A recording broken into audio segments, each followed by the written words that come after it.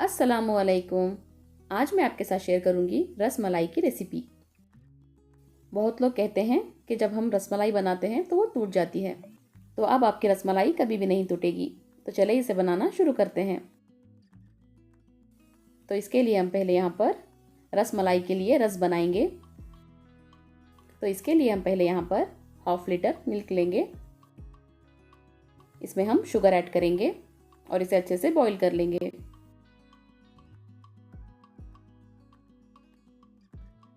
अब हम इसमें 100 ग्राम्स बादाम ड्रिंक मिक्स पाउडर ऐड करेंगे।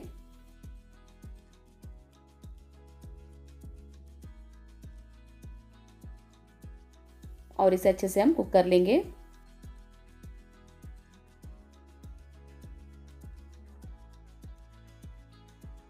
देखो मिल्क अच्छे से रिड्यूस हो चुका है।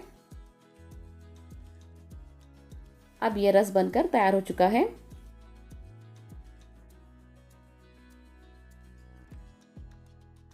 नेक्स्ट हम यहाँ पर अब छेना बनाएंगे। तो इसके लिए हम 1 लीटर मिल्क लेंगे। अब हमें मिल्क को फाड़ना है। तो इसके लिए हम पहले 2 टेबलस्पून विनेगर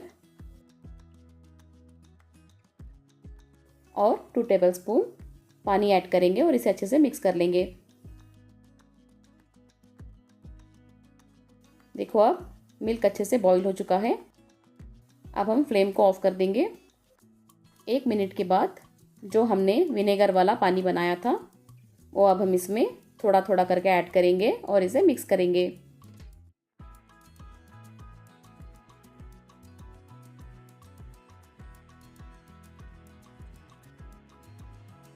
देखो मिल्क अब फट चुका है। अब हम इसे स्ट्रेन कर लेंगे।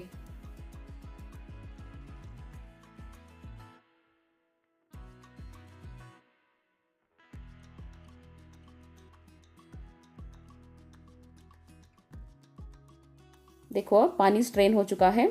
अब हम इसे साफ पानी से 2 टाइम्स अच्छे से वॉश कर लेंगे।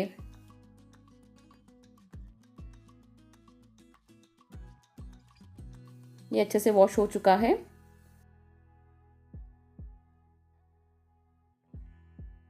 अब हम इसे आधे घंटे के लिए रख देंगे। मैंने यहाँ पर 1 लीटर पानी लिया है। इसमें हम 1 कप शुगर ऐड करेंगे और इसकी हम चाशनी बना लेंगे।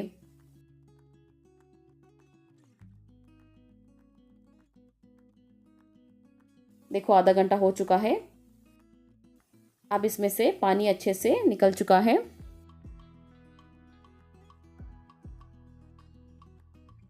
अब हम इसे निकाल लेंगे।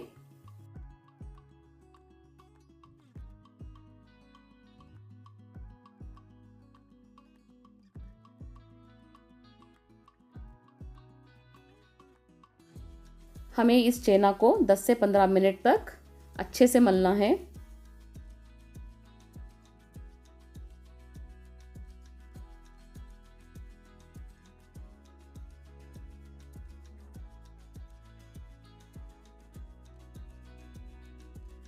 छेना को मैंने अच्छे से सॉफ्ट कर लिया है।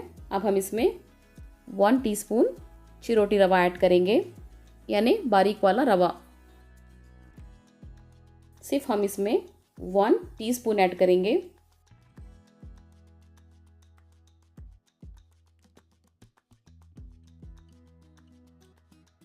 इसे भी हम अच्छे से मिक्स कर लेंगे और इसे हम 10 से 15 मिनट तक ढककर रख देंगे।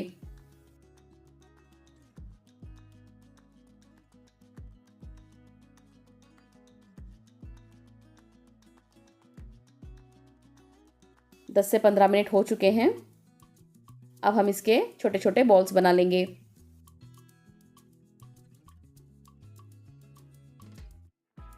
बॉल्स में क्रैक नहीं आने चाहिए।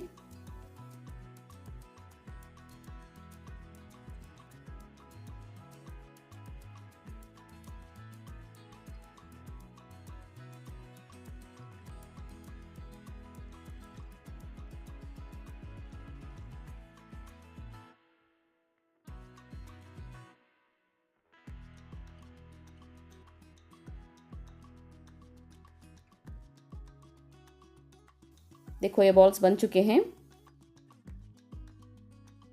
देखो ये चाशनी अब अच्छे से पक रही है। अब हम इसमें बॉल्स ऐड करेंगे।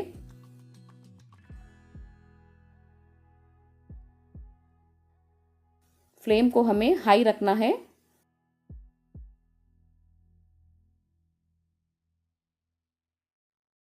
देखो ये अच्छे से पक रहे हैं। अब हम इसे ढककर 10 मिनट के लिए कुक कर लेंगे।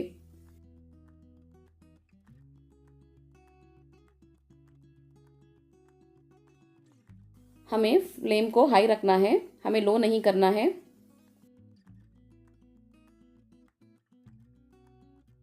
देखो 10 मिनट्स हो चुके हैं।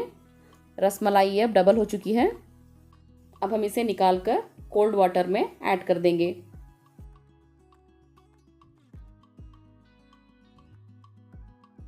अब हम इसे 5 मिनट तक इसी में रख देंगे और हल्के हाथों से हम इसमें जो एक्स्ट्रा पानी है उसे स्क्वीज़ कर लेंगे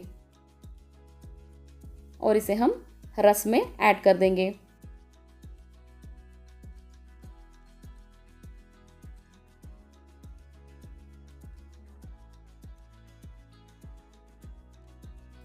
अब हम इसे 5 से 6 घंटे के लिए रख देंगे।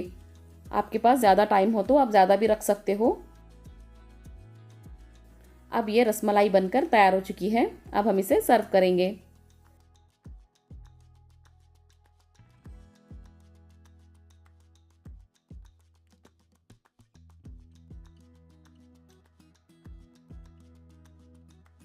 ये रसमलाई सच में बहुत टेस्टी बनती है। आप इसे ज़रूर से ट्राई कीजिए।